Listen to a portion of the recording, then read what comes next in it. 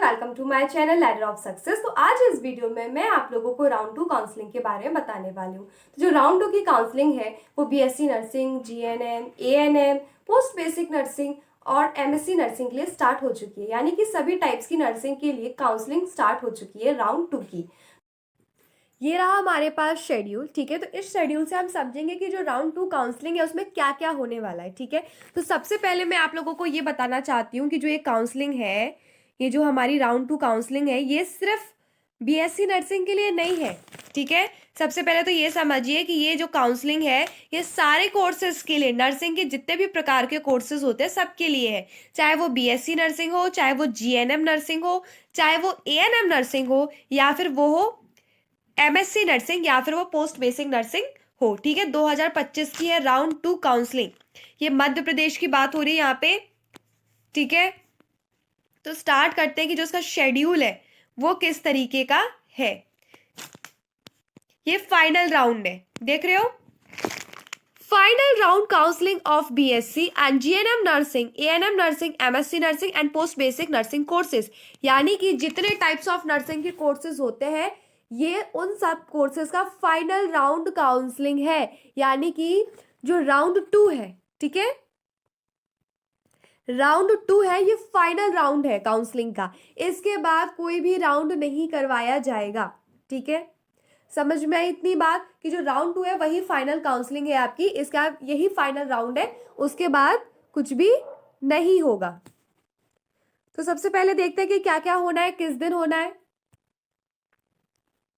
सबसे पहले है first, publication of eligible candidates list for final round. यानी कि ऐसे कौन कौन से स्टूडेंट्स हैं जो एलिजिबल है फाइनल राउंड के लिए। फाइनल राउंड का मतलब है राउंड 2 के लिए, इसके बाद कोई दूसरा राउंड नहीं होगा, इसलिए यहाँ पर उन्होंने कौन सा वर्ड यूज किया, फाइनल राउंड। तो ये चीज आपको ध्यान देनी है। तो जो बच्चे पार्टिसिपेट कर सकते हैं फाइनल राउंड यानी कि राउंड 2 में, उनकी लिस्ट जारी की जाएगी। ऐसे कैंडिडेट्स की लिस्ट जारी की जाएगी किस दिन, 22 अक्टूबर को, ठीक है। एक दिन का समय होगा। इस दिन क्या होगा, इस दिन जो बच्चे एलिजिबल कैंडिडेट्स हैं जो कि पार्टिसिपेट कर सकते हैं काउंसलिंग में, उनकी लिस्ट जारी होगी। सिर्फ एक दिन का समय है, 22 अक्टूबर।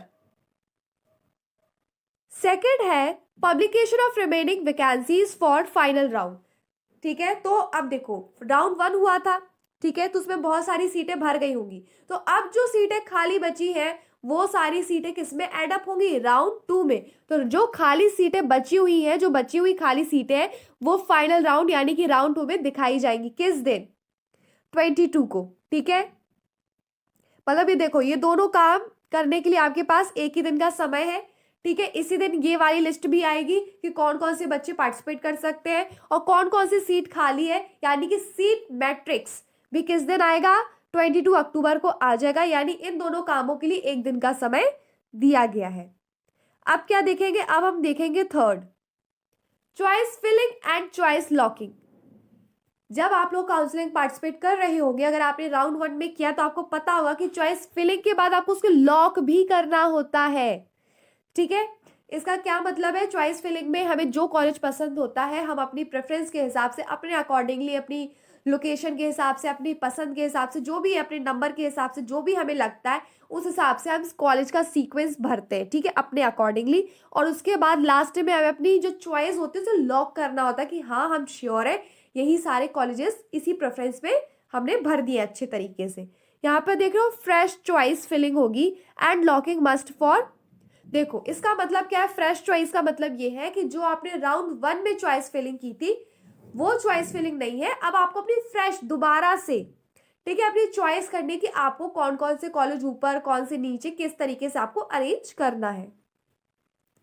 उसके बाद आप लॉक कर देंगे अपनी चॉइस को, ठीक है। ये फाइनल राउंड है, समझ में आई ये बात। और यहाँ पर वो बच्चे भी पार्टिसिपेट कर सकते हैं जिन्होंने अपग्रेड कराया था, ठीक है। मान लो आपको राउंड 1 में कोई कॉलेज अलॉट हुआ था बट आप उससे सेटिस्फाई नहीं थे कि ठीक है, इतने संतुष्ट नहीं थे, आपको लगता था नहीं आपको कोई दूसरा कॉलेज चाहिए, तो आपने अपग्रेड कराया होगा, ठीक है। तो वो बच्चे भी यहाँ पर फ्रेश चॉइस फिलिंग करेंगे, यानी कि फिर से आप अपनी एक चॉइस फिलिंग कीजिए कि आपको कौन सा कॉलेज चाहिए, फिर कौन सा चाहिए, फिर आप कौन सा भरना चाहते हैं। तो वो बच्चे भी यहाँ पे पार्टिसिपेट करेंगे।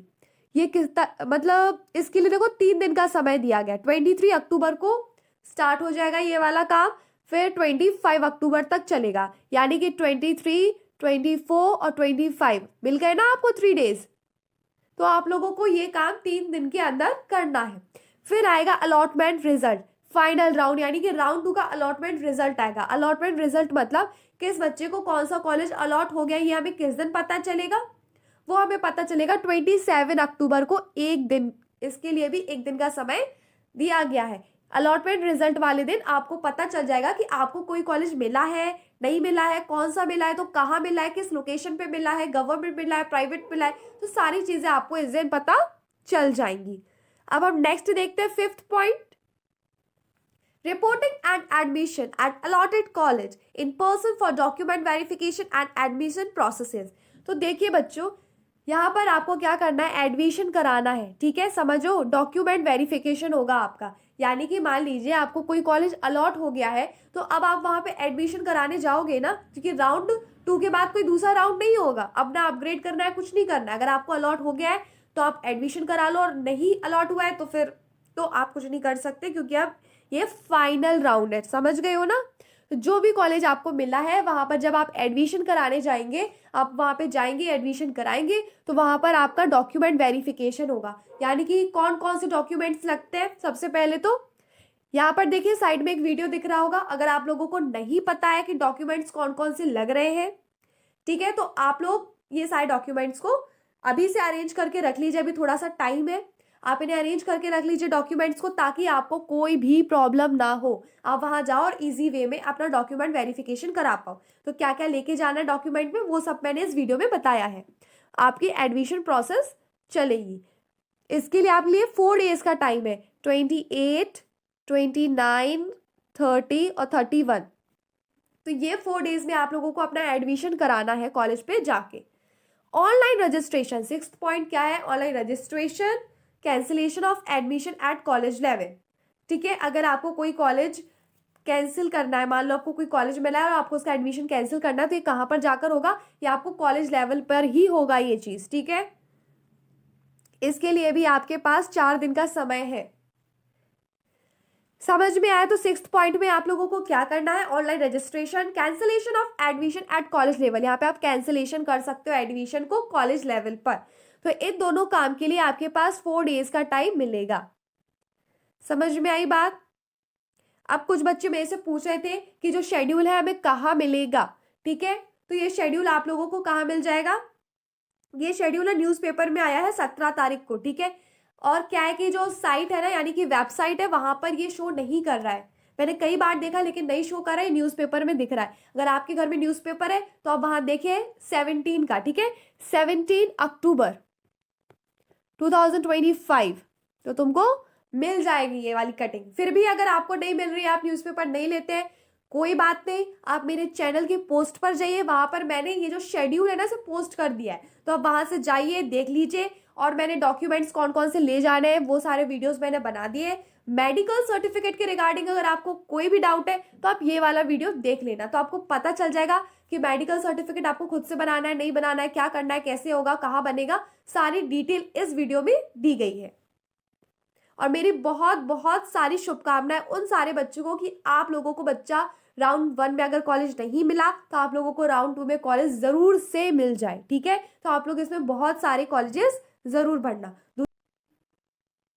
देखिए काउंसलिंग जो है वो बहुत अच्छे तरीके से कराएगा, ज्यादा से ज्यादा कॉलेजेस भरिएगा, क्योंकि राउंड 2 के बाद कोई दूसरा राउंड आपके पास नहीं है। तो जितने कॉलेजेस आप भरना चाहते हो सारे के सारे भर देना।